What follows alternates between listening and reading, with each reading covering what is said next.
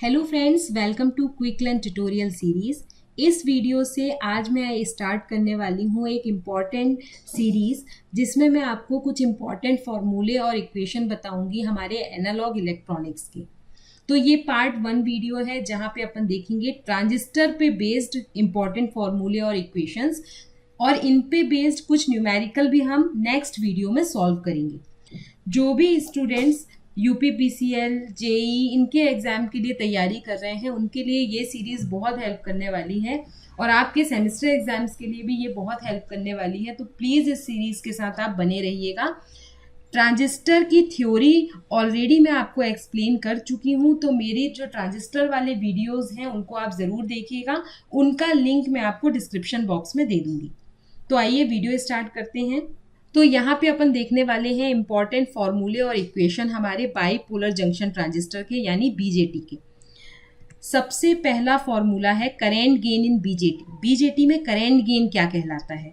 तो बीजेटी में दो टाइप के करेंट गेन होते हैं, अल्फा एंड बीटा। ठीक है, इसको अल्फा को हम देते हैं, it is a ratio of I C upon I. ये हमारे आई सी और आई का रेशियो होता है, जहाँ पे IC कहलाता है कलेक्टर करंट। यहाँ पे देखिए लिखा हुआ है IC is a collector current और IE is a emitter current.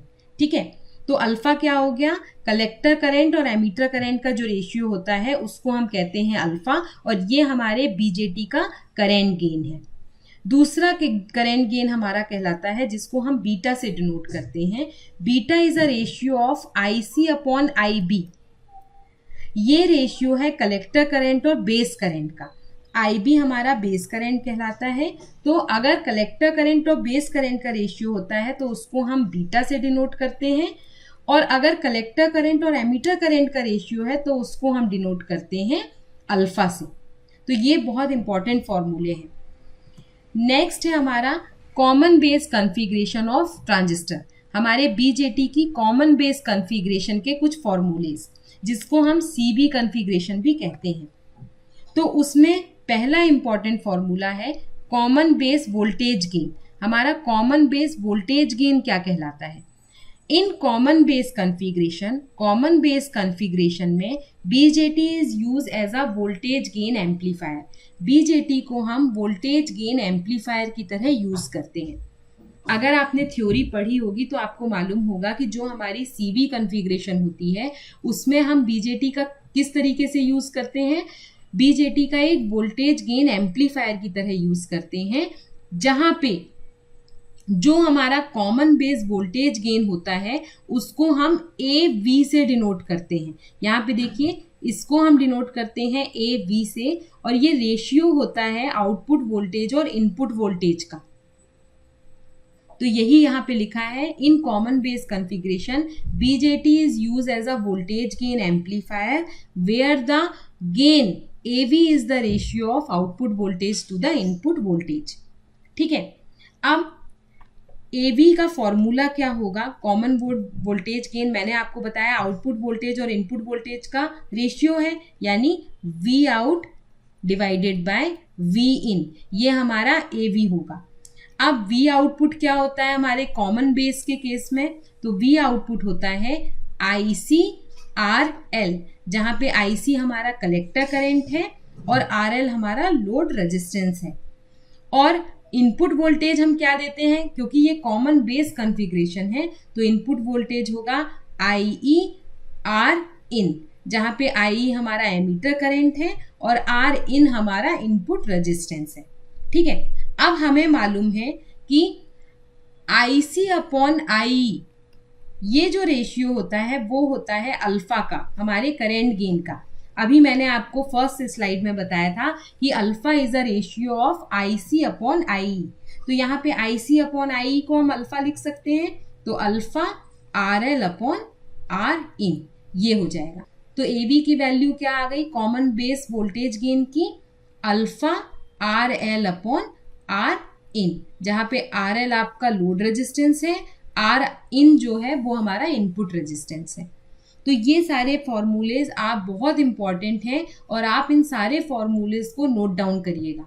ठीक है, नेक्स्ट है common emitter configuration. Common emitter configuration में जैसा कि आप जानते हो जो हमारा बीजेटी होता है उसकी 3 इंपॉर्टेंट कॉन्फ़िगरेशन होती हैं, common base configuration, common emitter configuration और कॉमन कलेक्टर कॉन्फ़िगरेशन।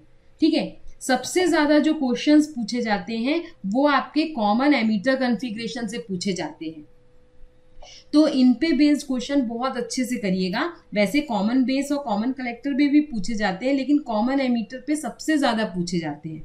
ठीक है, तो forward current gain, common emitter configuration का फॉरवर्ड करेंट गेन क्या होता है? It is the ratio of output current that is the collector current IC to the input current that is the base current IB। Forward current gain ratio होता है output current का और input current का, जहाँ पे output current हमारा होता है IC और इनपुट करेंट होता है हमारा IB। तो यहाँ पे देखिए ये फॉर्मूला दिया हुआ है। फॉरवर्ड करेंट गेन को हम बीटा F से डिनोट करते हैं, ये देखिए, और इसको हम HFE से भी डिनोट करते हैं कई बार। It is a ratio of IC upon IB, जहाँ पे IC हमारा आउटपुट करेंट है या कलेक्टर करेंट है और IB हमारा बेस करेंट या इनपुट करेंट है। ठीक है, तो ये भी एक बहुत इंपॉर्टेंट फॉर्मूला है, इसको भी आप अब यहाँ पे देखिए दिया हुआ है। Beta is the forward current gain, IC is the collector current, IB is the base current. तो ये सारे फॉर्मूले बहुत इंपॉर्टेंट है, इनको याद रखिएगा और नोट डाउन कर लीजिए अपनी नोटबुक में। नेक्स्ट है हमारा एमीटर करेंट। एमीटर करेंट क्या कहलाता है? The emitter current is the combination of, emitter current combination होता है कलेक्टर एंड बेस करेंट का। ठीक है, IE equal to IC plus IB। अगर आपने ट्रांजिस्टर पढ़ा होगा तो आपको डेफिनेटली ये मालूम होगा कि IE equal to IC plus IB होता है, जहाँ पे IC कलेक्टर करंट है और IB बेस करंट है। It can be calculate using any of these equation. हम इनको कई इक्वेशंस दी हैं उनसे कैलकुलेट कर सकते हैं। ये देखिए मैंने अभी बताया IE equal to IC plus IB, ये हमारा एमीटर करंट होता है। या फिर in terms of alpha, alpha के टर्म्स में हम इसको लिख सकते हैं IE equal to IC upon alpha. ठीक है, इन टर्म्स ऑफ अल्फा, क्योंकि हमें मालूम है अल्फा इक्वल टू क्या होता है, alpha is a ratio of IC upon IE, ये हमें मालूम है। तो अगर हम IE इसमें से निकालना चाहें तो हम निकाल सकते हैं। IE आप कैसे कैलकुलेट करोगे? तो ये हम लिख सकते हैं IE equal to IC upon alpha से। तो यहाँ पे यही दिया हुआ है, in terms of alpha IE equal to IC upon alpha. अब बीटा के टर्म में, बीटा के टर्म में हम क्या कैसे देंगे इसको? तो बीटा के टर्म में हमारा फॉर्मूला हो जाएगा IE equal to IB 1 plus beta. ठीक है, तो इन टर्म्स ऑफ बीटा ये हमारा फॉर्मूला है। तो ये तीनों फॉर्मूले बहुत इंपॉर्टेंट हैं, आप बिल्कुल इनको याद रखना। अब नेक्स्ट है alpha two beta conversion formula.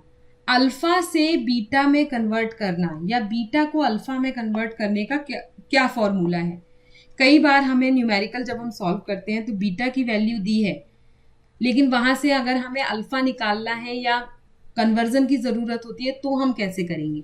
तो the gain alpha and beta are interconvertible, हम इनको इंटर कन्वर्ट कर सकते हैं and they can be converted using, और इनको हम कन्वर्ट कर सकते हैं इन फॉर्मूले की हेल्प से।